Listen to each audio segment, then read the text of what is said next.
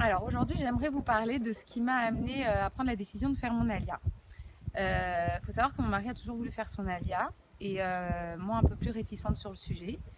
Jusqu'au jour où il m'a dit que s'il tentait pas un jour de faire son alia, il le vivrait comme un échec dans sa vie.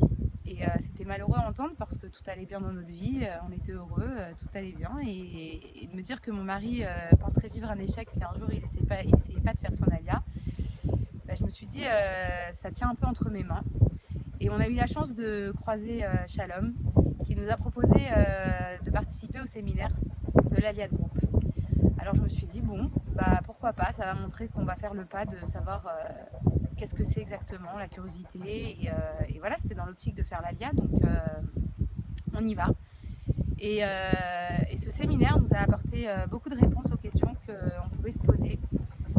Déjà parce qu'il y a eu énormément d'intervenants très intéressants qui nous ont apporté beaucoup de réponses. Et en plus de tout ça, il y avait, je sais pas, une harmonie dans ce séminaire qui était mélangée par de la spiritualité et en même temps par de l'émotion et par des informations. C'était toute une harmonie qui était plaisante et on a passé un très bon moment. De là a suivi le voyage d'études. Pareil, je me suis dit, bon, on va y aller, on va se laisser tenter. Et, et ce voyage d'études, on a vu des choses que jamais on n'aurait vues seul. Parce que Israël, je connais, mais à part les villes touristiques, les vacances, la plage, l'hôtel, bah, j'avais pas vu Israël sous cet angle-là. Et pareil, ça a dégagé quelque chose à l'intérieur que je sais pas, qui nous a encore laissé l'envie d'avancer et de se laisser entraîner. Donc on est revenu toujours avec des questions, des interrogations, etc.